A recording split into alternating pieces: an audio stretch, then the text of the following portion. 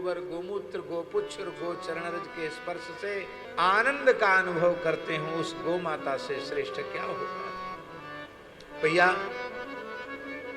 गो रक्षा का पुण्य अर्जित करने के लिए और गोवध के पाप से बचने के लिए हम सबको कुछ न कुछ करना चाहिए। गोवध के परमाणु वातावरण में, वायुमंडल में व्याप्त हो रहे हैं, वो श्वास प्रश्वास के माध्यम से हमारे भीतर जा रहे हैं। हम सब गोहत्या के पाप से बच नहीं पा रहे हैं। सबसे बड़ा पाप यह कि जिस देश में गोहत्या हो रही उस देश में हम रह रहे हैं, वहां का अन्न हम रह रहे हैं।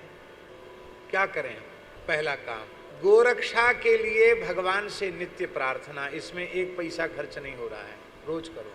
कम से कम 4 माला 5 माला जप गोरक्षा के लिए करो और उसका पुण्य गोरक्षा के लिए अर्पित करो।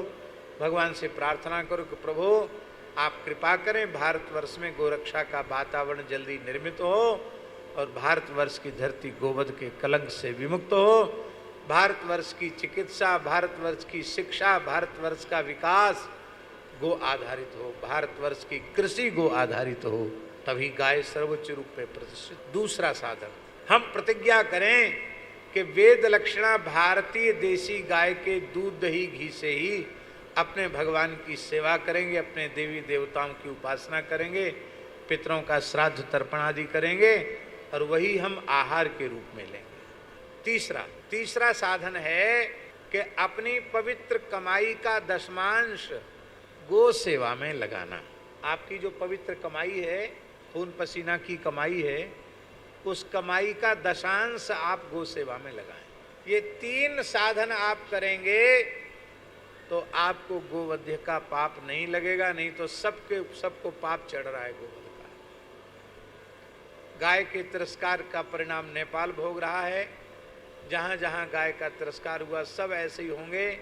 और इस समय तो पूरे विश्व में इतनी भारी अशांति फैली हुई है, वैश्विक जो माहौल है इतना खराब है इस समय कि कब तृतीय विश्व युद्ध छिड़ जाएगा कोई पता नहीं।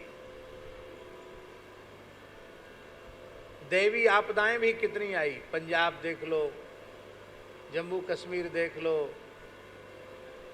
राजस्थान में पानी नहीं बरसता था, वहाँ पानी बरस के किले तक की दीवारें ढह गईं।